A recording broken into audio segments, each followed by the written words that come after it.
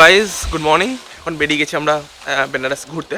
তো তোমাদেরকে সবার আগে নিয়ে যাবো আমি হচ্ছে বেনারসি সিল্ক ফ্যাক্টরি বা শাড়ি ফ্যাক্টরি, কারণ কালকে যেখানে গেছিলাম সেইখানেই আজকে শাড়ির যেখানে যে ফ্যাক্টরির ভেতরে নিয়ে যাবো তোমাদেরকে আজকে, যে কীভাবে শাড়ি তৈরি হয়। শিবালয় ঘাট ওখান থেকে সোজা একটা গলি ধরে চলে আসলে এইখানে এই রকম জায়গায় চলে এখান থেকে সোজা ঢুকে নিয়ে দেখো এখানে লেখাও আছে।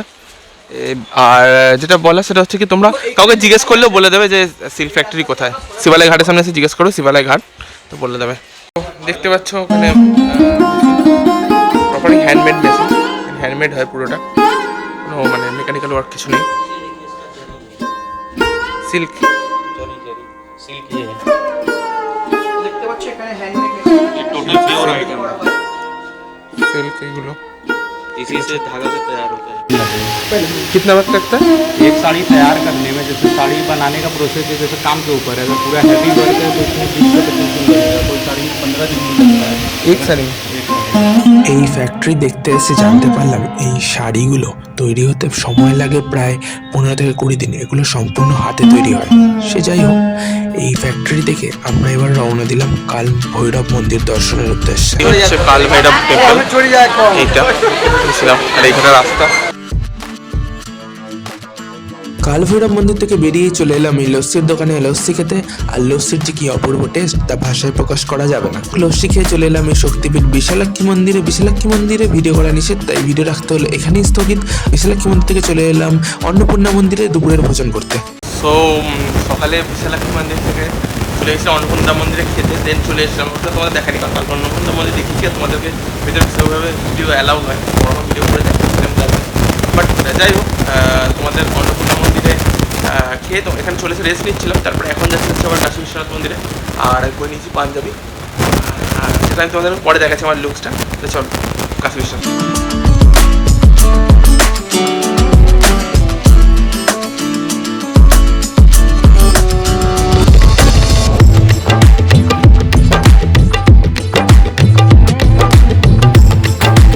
এসছি মন্দিরের সামনে, এই যে পিছনে দেখতে হচ্ছে মন্দির দেয়ালটা, এটা হচ্ছে মন্দিরের দেওয়াল। আর এইখান থেকে আমরা নিচ্ছি হচ্ছে জিনিসপত্র।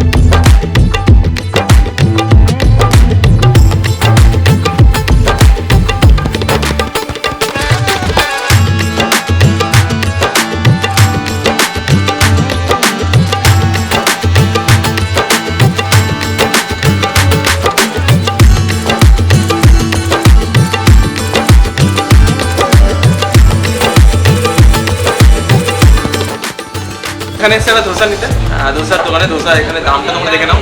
সব দেখিয়ে দিচ্ছি ধোসার দামটা। 30 টাকা করে হচ্ছে নর্মাল ধোসা, মশলা ধোসা হচ্ছে 60 টাকা, যেটা আমাদের চিজ কাজু বাদাম সব দিয়ে বানায়, আমার মনে হয় ভালোই হবে। তো আমি এখন খাবো না, আমি বাড়ি নিয়ে গিয়ে খাবো।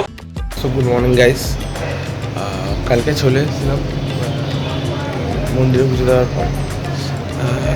রাস্তায় ধোসা খেয়ে নিয়েছিলাম, খেয়ে এসে শুয়ে পড়েছিলাম, মানে এত ঘুম পাচ্ছিল না, দেখানো হয়নি। এখন যাচ্ছে হচ্ছে ব্রেকফাস্ট করতে, ঘুম পাচ্ছে এখনও, মানে ঘুমটা কাটেনি আর কি। চলো ব্রেকফাস্ট করি, গিয়ে সামনে কোথায় করি দেখাচ্ছি তোমাদের।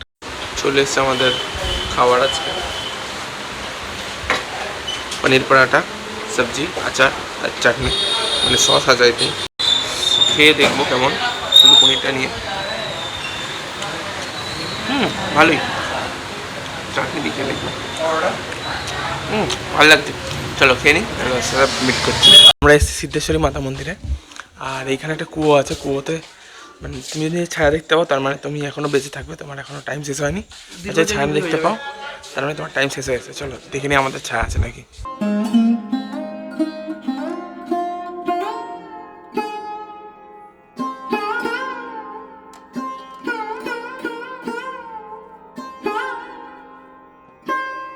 সিদ্ধেশ্বরী মাতা মন্দির, এখানে ঠাকুরের পুজো হচ্ছে না, এখন বন্ধ।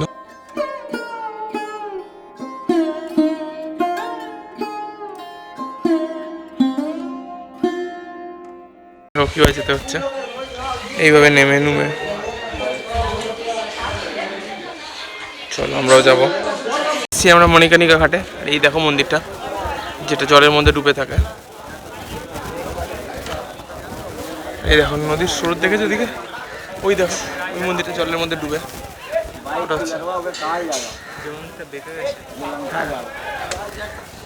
ডুবে জলের মধ্যে। সো এসেছিলাম রাম ভান্ডারে এ নিতে, প্যারা নিতে।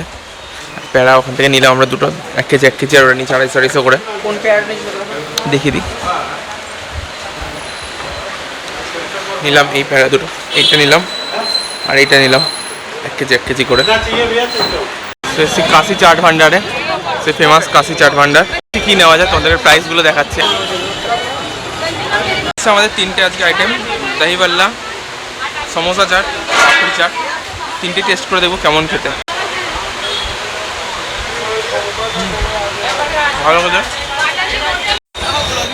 তো এসছি এখন আস্তি ঘাটে সন্ধ্যা আরতি দেখবো, জানি না দেখতে পাবো কিনা, বাট সবার মুখে শুনেছি যে আস্তি ঘাটে সন্ধ্যা আরতি হচ্ছে, তো দেখা যাক কি হয় না হয়। আস্তি ঘাটে আরতি দেখতে তত আরতি দেখা যায় বলে মনে হচ্ছে না, কোথায় আরতিও জানি না, বাট কোথায় হবে। সো চলে এসেছি হোটেলে। যাই হোক আর কিছু দেখানোর নেই, আজকে ভিডিওটা এখানে এন্ড করছি। ভিডিওটা ভালো লাগলে লাইক করো, কমেন্ট করো, শেয়ার করো, আর আমার চ্যানেল নতুন সাবস্ক্রাইব করে বেল আইকনে প্রেস করো। তো আমার সাথে ডিরেক্ট কানেক্ট করতে হবে ইনস্টাগ্রাম হ্যান্ডেল নিচে আমি দেওয়া আছে। চলো, গুড বাই, সায়নারা।